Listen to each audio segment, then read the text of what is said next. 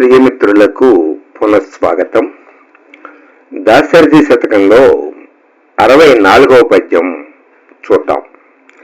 నీ సహజంబు సాత్వికము నీ విడిపట్టు సుధాపయోధి పద్మాసనుడాత్మజుండు కమలాలయ నీ ప్రియురాలు నీకు సింహాసనమిద్ధరిత్రి గొడుగా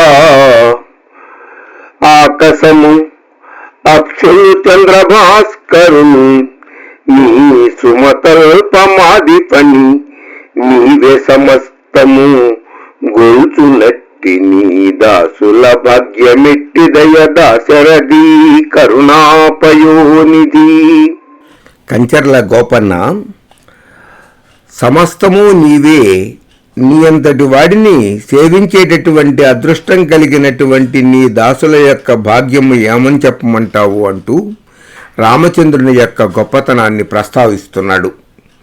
నీ సహజంబు సాత్వికము, నీ సహజ లక్షణం సాత్విక గుణం.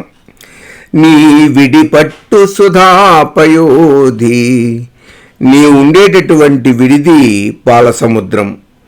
పద్మాసనుడాత్మజుండు,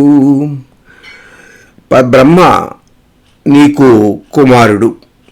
కమలాలయ నీ ప్రియురాలు, లక్ష్మీదేవి నీకు ఇల్లాలు. నీకు సింహాసనమిద్ధరిత్రి, నీ సింహాసనము ఈ భూమి. గొడుగా ఆకాశము, సరే సింహాసనం మీద గొడుగు ఉండాలి అంటే అది ఆకాశమే నీకు గొడుగు. అక్షులు చంద్రభాస్కరుల్, సూర్యచంద్రులిద్దరూ నీకు నేత్రాలు.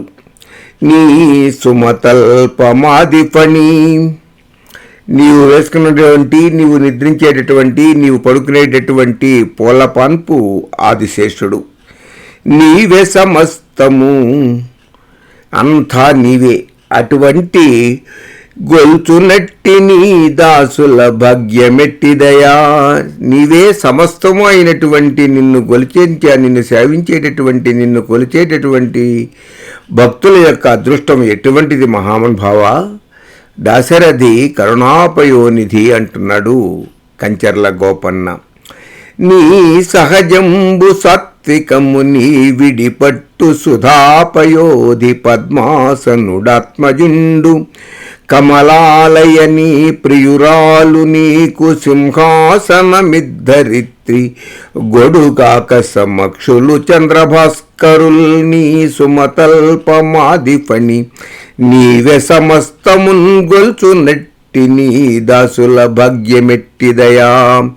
సమస్తము నీవేనని చెప్పి నిన్ను ప్రార్థించేటటువంటి నీ యొక్క సేవకుల యొక్క అదృష్టం ఏమని చెప్పమంటావయ్యా దయాసముద్రుడమైనటువంటి ఓ రామచంద్ర అన్నాడు కంచర్ల గోపన్న. స్వస్తి.